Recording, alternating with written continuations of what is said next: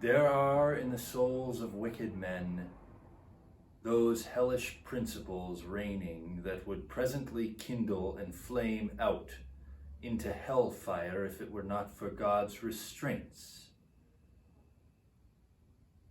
There is laid in the very nature of carnal men a foundation for the torments of hell. There are those corrupt principles in reigning power in them and in full possession of them that are seeds of hellfire. These principles are active and powerful and exceeding violent in their nature.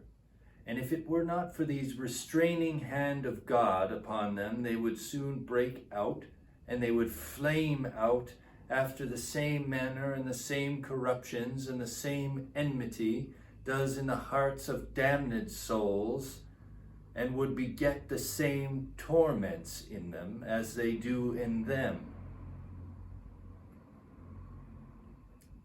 The souls of the wicked are in Scripture compared to the troubled seas.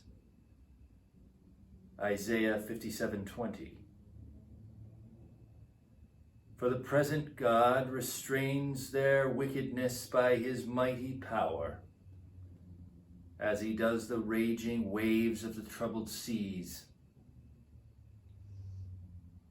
saying, Hitherto shalt thou come, and no further. But if God should withdraw that restraining power, it would soon carry all afore it. Sin is the ruin and misery of the soul. It is destructive in its nature, and if God should leave it without restraint, there would need nothing else to make the soul perfectly miserable. The corruption of the heart of man is a thing that is immoderate and boundless in its fury. And while wicked men live here, it is like fire pent up by God's restraints, when as if it were let loose, it would set on fire the course of nature.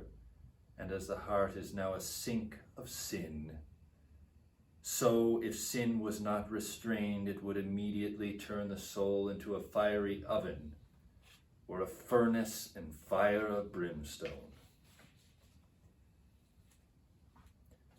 So that thus it is that natural men are held in the hand of God over the pit of hell. They have deserved that fiery pit and are already sentenced to it. And God is dreadfully provoked.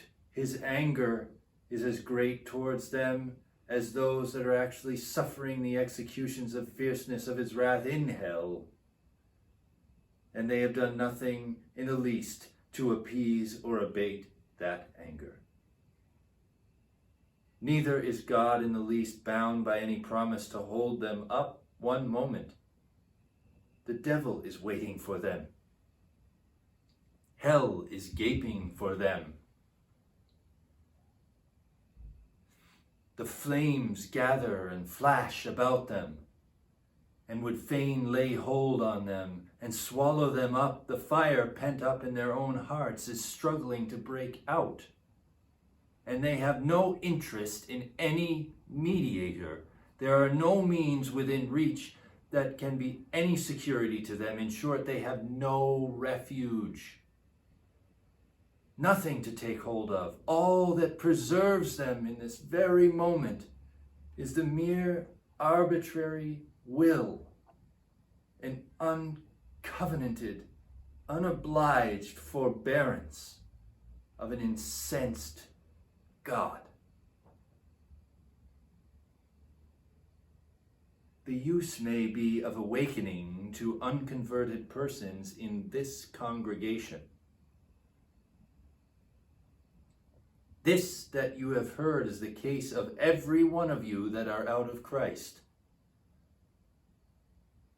That world of misery, that lake of burning brimstone, is extended abroad under you.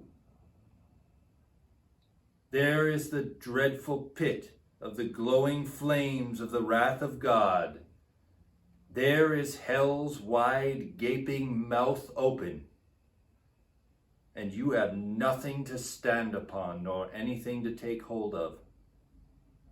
There is nothing between you and hell but the air. 'Tis only the power and the mere pleasure of God that holds you up. You probably are not sensible of this. You find you are kept out of hell, but don't see the hand of God in it. But look at other things as the good state of your bodily constitution, your care of your own life, the means you use for your own preservation. But indeed, these things are nothing. If God should withdraw his hand, they would avail no more to keep you from falling than thin air to hold up a person that is suspended in it. The bow of God's wrath is bent, the arrow made ready on the string, and justice bends the arrow at your heart and strains the bow, is nothing but the mere pleasure of God, and that of an angry God, without any promise or obligation at all, that keeps the arrow one moment from being made drunk with your blood.